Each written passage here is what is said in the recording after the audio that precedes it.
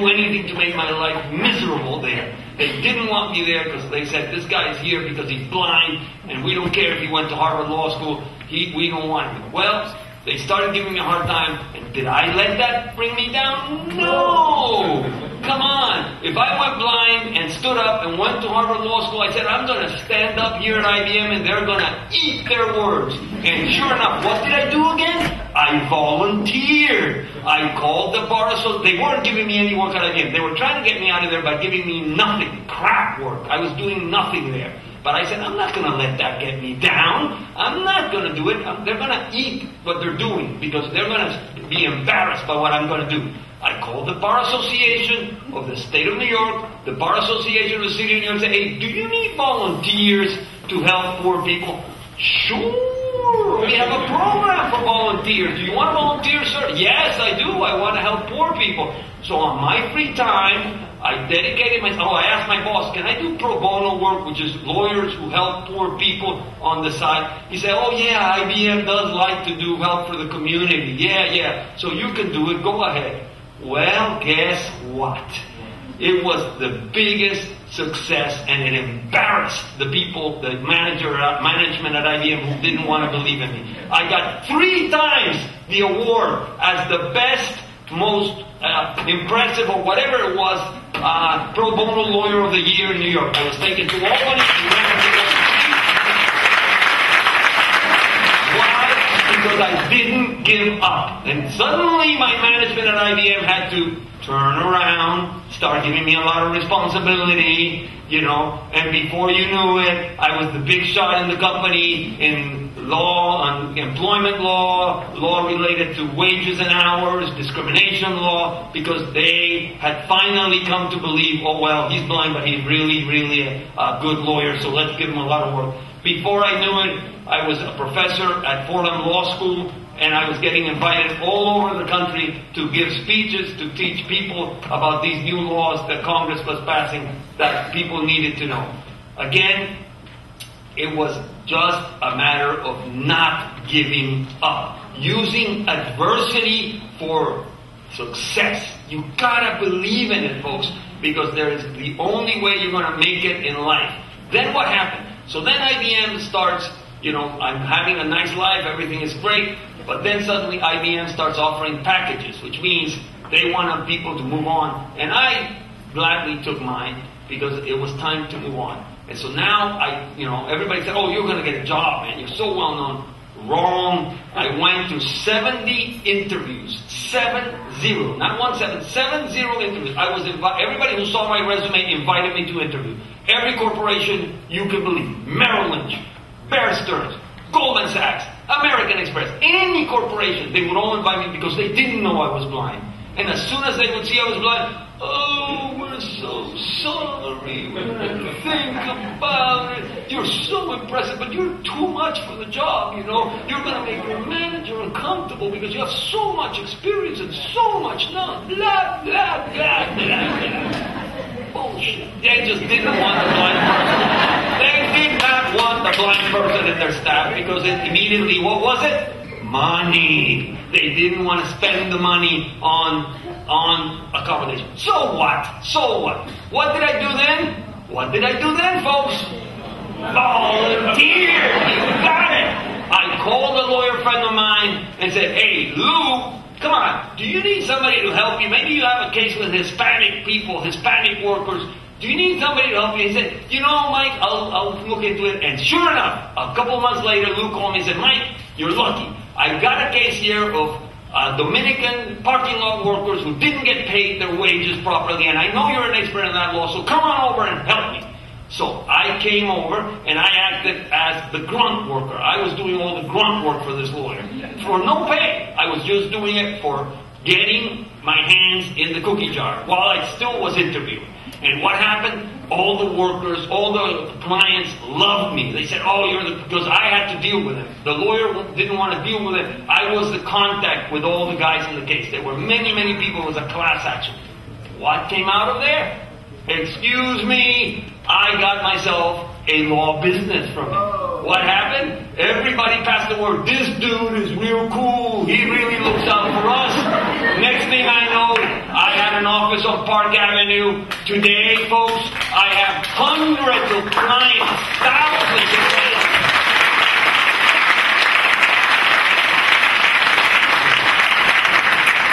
And again, because there was no problem. You give of yourself, God will give you more than you ever believed.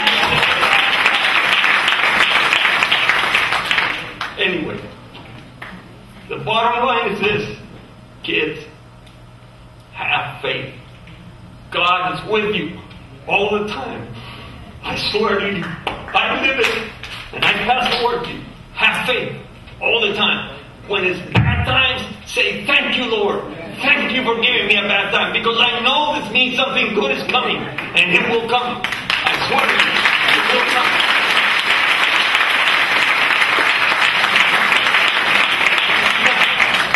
Why did I get this award? Finally, I got my business going.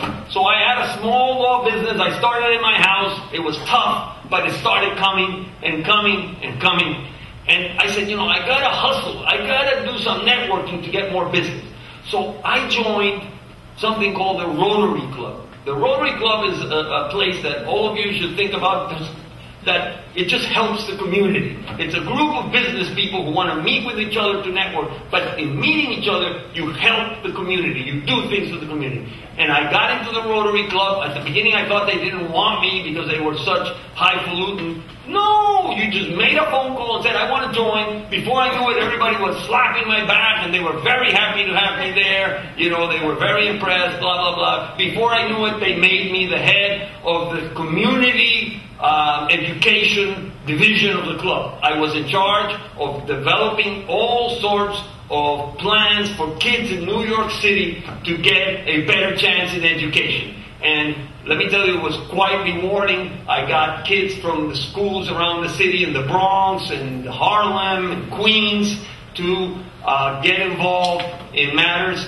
that involved science, engineering, mathematics, and the club did everything to pay for their education when they got to college. And it was quite a good time doing that. And guess what I got out of that? A lot of business!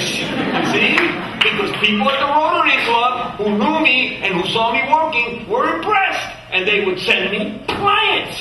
Again, folks, you don't want to believe me, I don't care. I'll tell you this. You need to reach out. Things don't fall on your lap. You need to get your butt up. Pick up a phone. Call one place, call another, call a third place. It's not easy, but you'll find it. I'm telling you, you will find it, and it will come to you if you try. Okay? I'm telling you this, and today I'm a very happy lawyer. I thought, I'll never make it. I make now 3 or 4 times what I used to make at IBM, and I am so happy because I help undocumented workers, the poorest people in this country, undocumented workers who make less than the minimum wage, get what the law requires they get, the minimum wage and the local. And it is very rewarding because these people really thank me, and I know I'm doing good for needy people in this country. And you hear these, people who want to throw all these undocumented workers back at their country. They are so, so wrong. These are the people who everybody doesn't see it, but they are the people who do the really, really terrible work that nobody wants to do.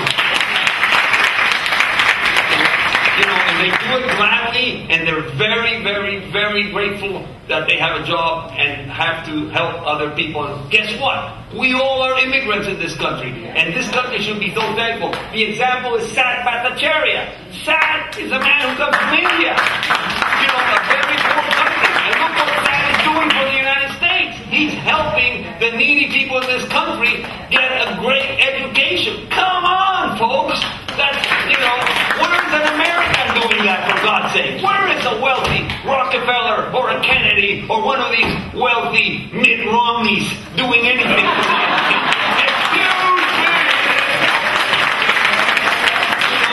It has to be a foreigner like that, or like me, who come to this country and who believe in the United States for what it is, the land of opportunity. But you gotta help everybody in this country if you want to really be somebody in this country. Help the needy, because that's the way to find your own success. I don't want to bore you anymore. I thank you very much. Zach, thank you very much. I really appreciate it.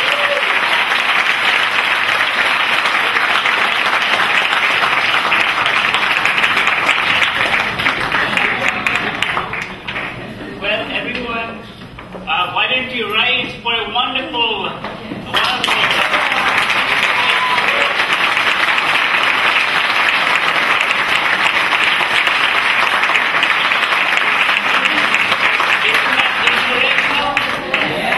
Yeah. I hope you've written all of this because the papers are due on Saturday.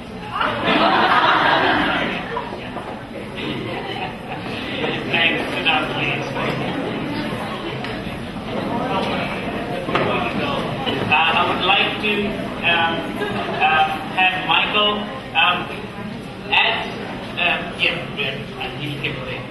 So as Michael suggested, you have to bring yourself forth. And let me tell you, this year particularly, many of you don't know, this organization is running entirely out of my own pocket.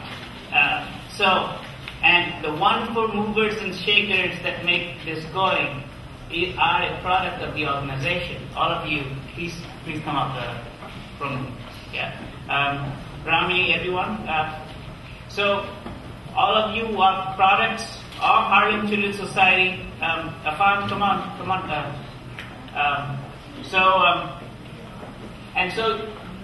As Michael suggested, these people at this stage are volunteering the work. And this will pay off very handsomely. Hopefully you'll make millions of dollars. But money doesn't matter.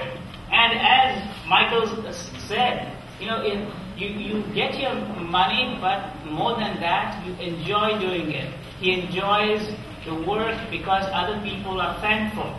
And that's exactly what you're going to be trained for. You're going to be perhaps leading scientists, engineers, or doctors, or business people doing science, or helping other people.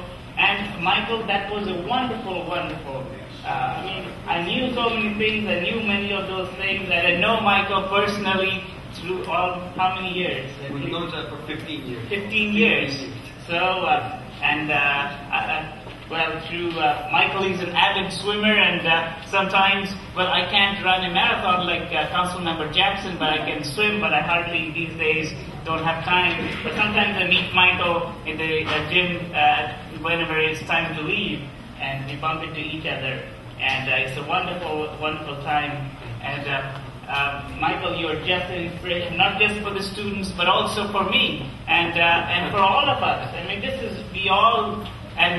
is what we should learn from all of this, and this is what I hope we take this home and write about this and have this in our own lives. So, Michael, I'd like to give you have you give the award for movers and shakers to our students. Thank you.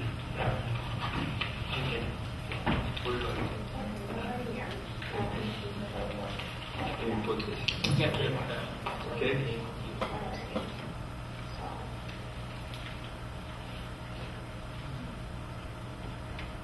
So first is Jim Chan. Jim.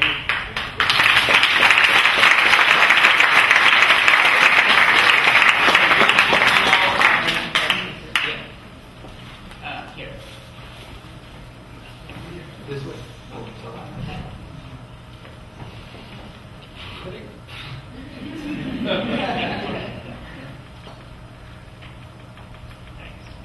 So Michael is going to read about Jim. So Harvard alma mater, you can always come back. Yeah. So get ready.